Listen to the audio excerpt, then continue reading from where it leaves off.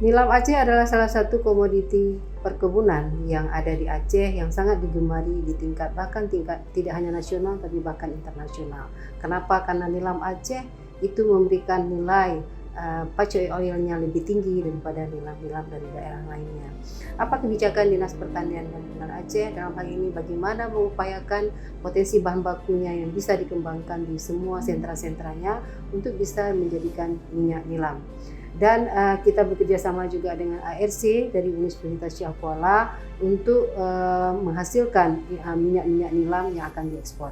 Hari ini saya baru saja menghadiri pelepasan ekspor minyak nilam dan minyak pala melalui ARC Universitas Syah Kuala sebanyak 3 ton dan sudah senilai 2,8 miliar yang diekspor ke negara Prancis. Kita akan lakukan terus ini dan kita akan coba kembangkan terus nilam ini agar masyarakat kita terbiasa dengan nilam dan bisa memberikan nilai atau mutu yang sangat-sangat berkualitas sesuai dengan permintaan pasar.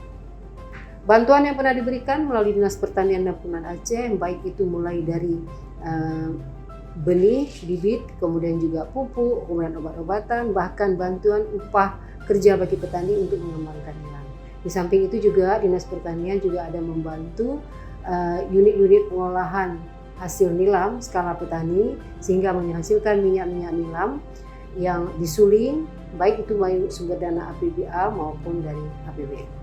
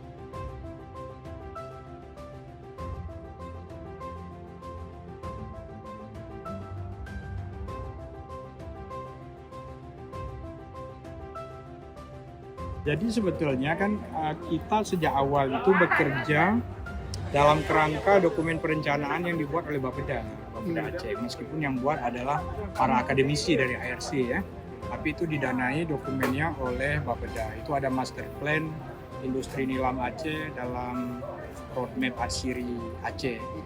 Nah, di dalam roadmap itu tentu yang terlibat itu pendekatannya pentahelix. Dari pemerintah itu lintas dinas tuh. Mulai dari Bapeda, Dinas Pertanian, untuk hulu, Dinas Perindustrian, Dinas Koperasi, Perdagangan.